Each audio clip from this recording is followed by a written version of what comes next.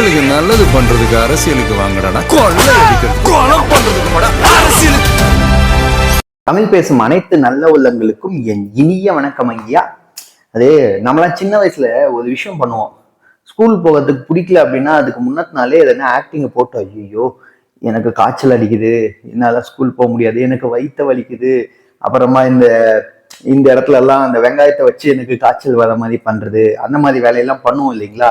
இப்போ கூட நிறைய ஸ்கூல் பசங்கள்லாம் அந்த வேலையை தான் பண்ணிட்டு இருக்காங்க. அதாவது ஒரு நாள் முன்னாடியே இதெல்லாம் ப்ரிப்பேர் ஆயிப்பாங்க இல்லையா? அந்த மாதிரிதான் ஏவா வேலு அவர்களின் வீட்டுக்கு லஞ்ச ஒழிப்புத்துறை ரைடு போறாங்க.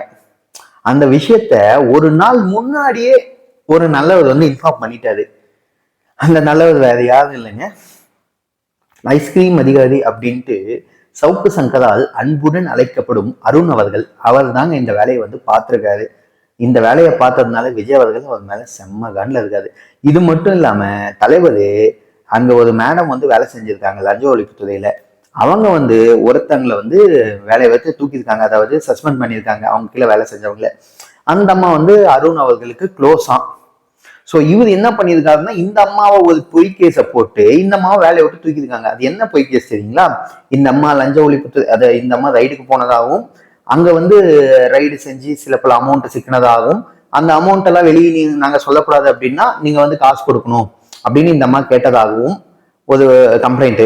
அது யாரு கம்ப்ளைண்ட் கொடுத்தாங்கன்னா, அந்த காசு கொடுத்தாங்க இல்லையா ரைடு போன இடத்துல, அந்த நம்பரே கம்ப்ளைண்ட் கொடுத்ததாகவும் இந்த இதை ஃபைல் பண்ணி அந்த அம்மாவை தூக்கியிருக்காங்க. ஸோ இந்த மேட்டர் எல்லாம் தெரிஞ்ச உடனே விஜய் அவர்களும் செம்ம கான்ல இருக்காது. ஸோ எப்ப வேணாலும் கமிஷனரை வேலையை விட்டு தூக்கிறதுக்கோ இல்ல தூக்கி வேற ஊருக்கு எங்கன்னா போடுறதுக்கோ வாய்ப்புகள் ஜாஸ்தியா இருக்கு.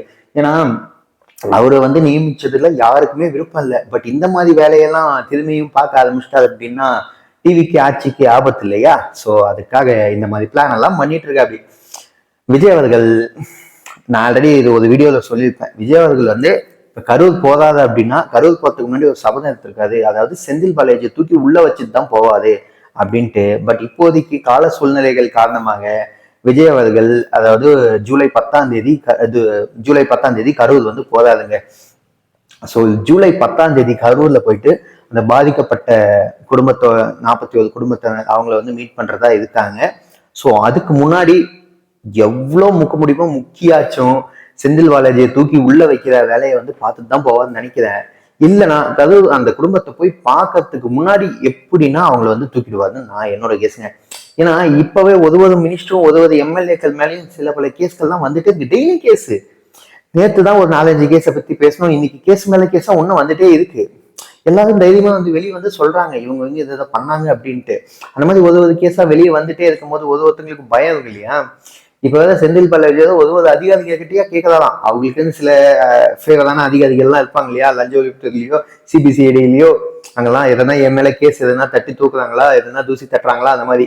ஏன்னா இவர் மேல இல்லாத கேஸே கிடையாது. டிரான்ஸ்போர்ட்ல கேஸ் இருக்கு, இபில கேஸ் இருக்கு, டாஸ்மாக்ல கேஸ் இருக்கு. எந்த இடத்துக்கு போனாலும் தலைவர் கேஸ் வாங்குறதுல பெரிய ஆளா தான் இருந்திருக்காதுங்க. ஸோ வெளியே வரும்போது சும்மா எல்லா கேஸையும் முடிச்சுதான் வருவாரு அப்படின்ற மாதிரி தான் சொல்றாங்க.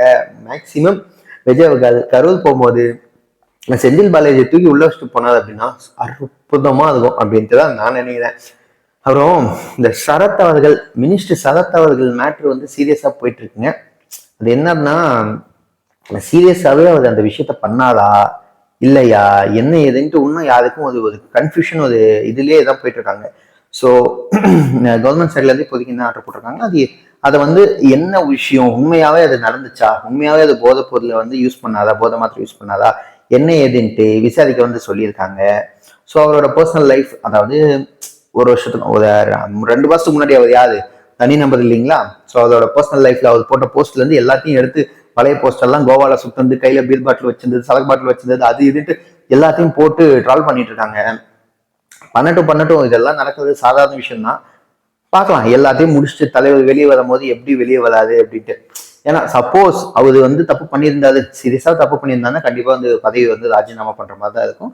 விஜய் அவர்கள் கண்டிப்பா சும்மா விட மாட்டாரு. நான் இப்பயே சொல்லிட்டேன், யாரா இருந்தாலும் கண்டிப்பா அவர் செய்யறதை செஞ்சுட்டு தான் இருப்பாரு. அப்புறம் லாரன்ஸ் அவர்கள், எப்பாடி நீ விட்டுங்கடா சாமி, ஒரு நாளும் அந்த மனுஷன் தொல்லை தாங்கல, இப்ப அனௌன்ஸ் பண்றேன் அப்போ அனௌன்ஸ் பண்றேன், அதான் அவரோட தலைவர் ஒருத்தர் அரசியல் வருவது உறுதி, தேதி பின்னர் அறிவிக்கப்படும் அப்படின்ட்டு ஒரு மனசை சுற்றிருந்தார் இல்லையா? அதே மாதிரிதான் இவரும் பண்றாரு.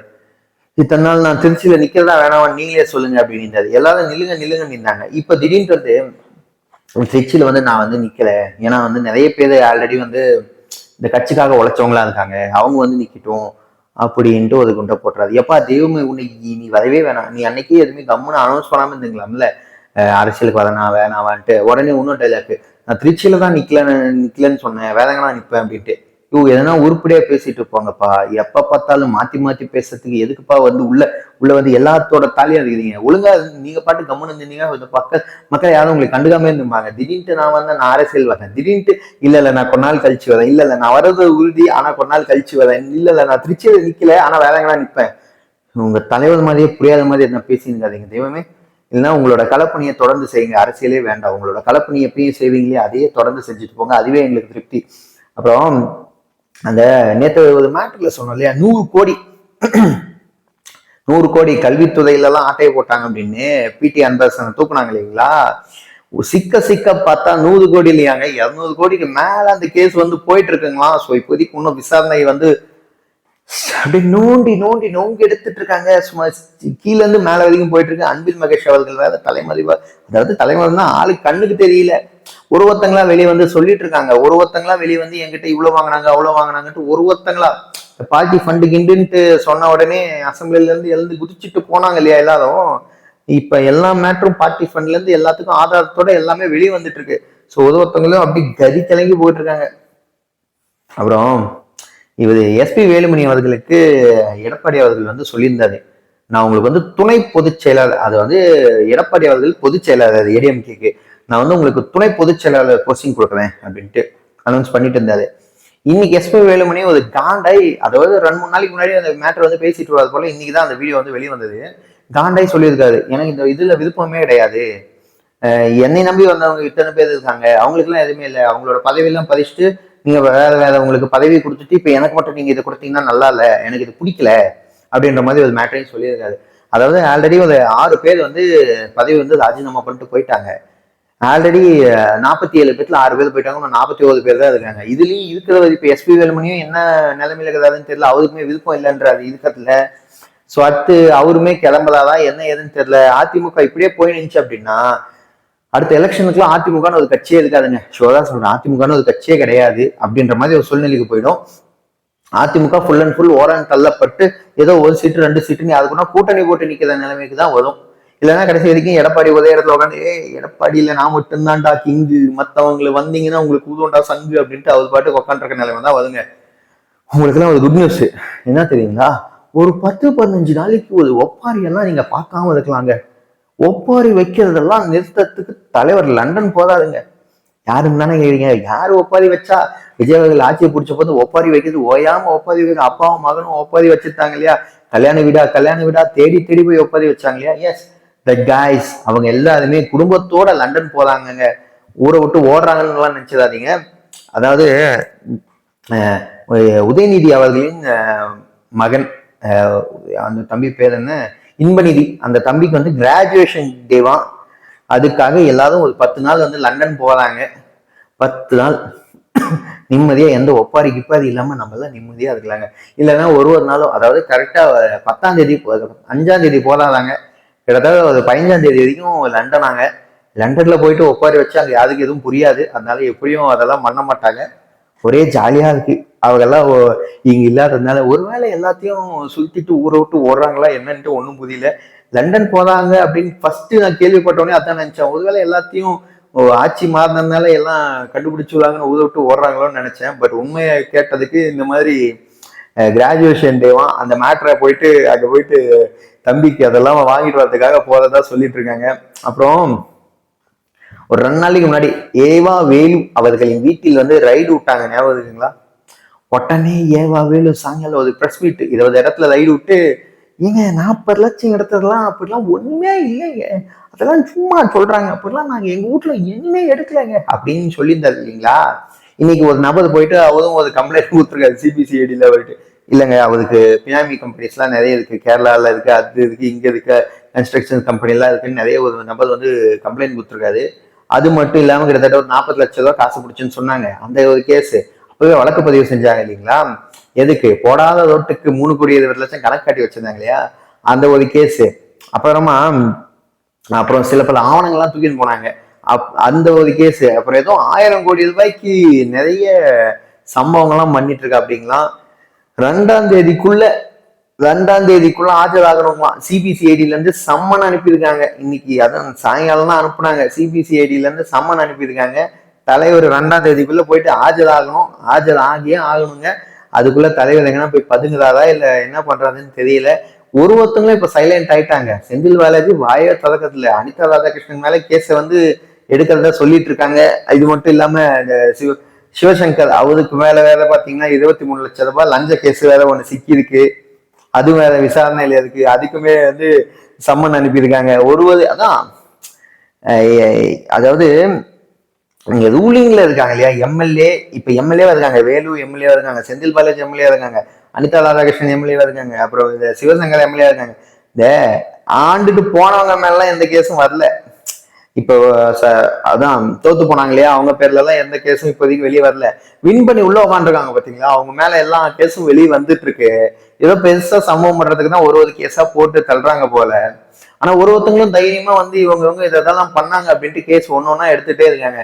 அப்புறம் ஒருத்தர் திமுக காரரே ஒருத்தர் எங்கிட்ட கிட்டத்தட்ட 65 லட்சமோ 70 லட்சமோ எங்களோட மாவட்ட செயலாளர் தான் யாரோ ஒருத்தர் வாங்கியிருக்காரு, அதுக்கான ப்ரூஃப் எல்லாம் எங்கிட்ட இருக்கு, நான் போயிட்டு நேரு அவர்களை கிட்ட எல்லாம் போயிட்டு சொன்னேன், அவர் இந்த இடத்துலதான் சொல்லுவியா அப்படின்லாம் என்னை திட்டியெல்லாம் அனுப்புனாரு அப்படின்ற மாதிரி ஒரு 18 நிமிஷம் இன்டர்வியூ கொடுத்துருக்கு. இன்டர்வியூல பிரஸ் மீட் கொடுத்துருக்காரு. அது வேற அதுவும் ஏதோ மாநகராட்சியில வேலை வாங்கி தரேன் அப்படின்னு சொல்லிட்டு தான் வாங்கியிருக்காங்களாம். அதுவுமே இது எப்படி போய் பார்த்தாருன்னா எம்எல்ஏக்கெல்லாம் அப்ளிகேஷன் போடுவாங்க இல்லையா, 10,000 ரூபாய் கட்டி, அந்த மாதிரி கட்டி அப்ளிகேஷனை போட்டு தலைவர் போய் பார்த்துருக்காரு. அங்க போய் இந்த மாதிரி மேட்டர் எல்லாம் நடந்துச்சுங்க, நான் எவ்வளவு சொன்னாலும் காசை திருப்பி தர மாட்டாங்க, என்ன வேணாலும் பண்ணிக்கொண்டாங்க, என்னை அரெஸ்ட் எல்லாம் பண்ணிட்டாங்க, நான் இப்பதான் வெளியே வந்த உடனே நான் இதை பண்றேன் அப்படின்ட்டு இறங்கி தலைவர் திமுகக்குள்ளேயே இருந்து எனக்கே எப்படி சதி பண்றீங்களேப்பா அப்படின்ட்டு எல்லா உண்மையும் போட்டு உடைச்சிட்டு இருக்காரு இன்னைக்கு வரைக்கும். அதாவது மண்டேலையும் பயங்கரமான சில பல சம்பவங்கள் போச்சு, டியூஸ்டேலையும் பயங்கரமான சம்பவங்கள், இன்னைக்கு டியூஸ்டே பயங்கரமா போயிட்டு இருக்கு. நாளைக்கு வெட்னஸ்டே, நாளைக்கு என்னென்ன சம்பவங்கள்லாம் நடக்க போதும். நாளைக்கெல்லாம் பாத்தீங்கன்னா கூட்டணி கட்சிகளோட எல்லாரும் இணைப்பு விழா மாதிரி, அதாவது இப்போ டிவிக்கு ஆதரவு கொடுத்தாங்க இல்லையா கூட்டணி கட்சிகள், IML, CBI, CPM, Visika, Congress, இப்ப வேற புதுசா மதிமுக, எல்லாரும் சேர்ந்து இணைப்பு மாதிரி ஏதோ ஒண்ணு வைக்கிறாங்களாம். சோ எல்லாருமே கலந்துக்க போறாங்க. இப்ப திமுக தன்னந்தனியாளு அப்படின்ற மாதிரி தான் நின்றுட்டு இருக்கு. கூட பிரேமலதா மேடம் மட்டும்தான் இருக்காங்க போலப்பா, வேற யாரும் இல்லை. அவங்க எதுக்கு இருக்காங்கன்னு ஒன்னும் புரியல.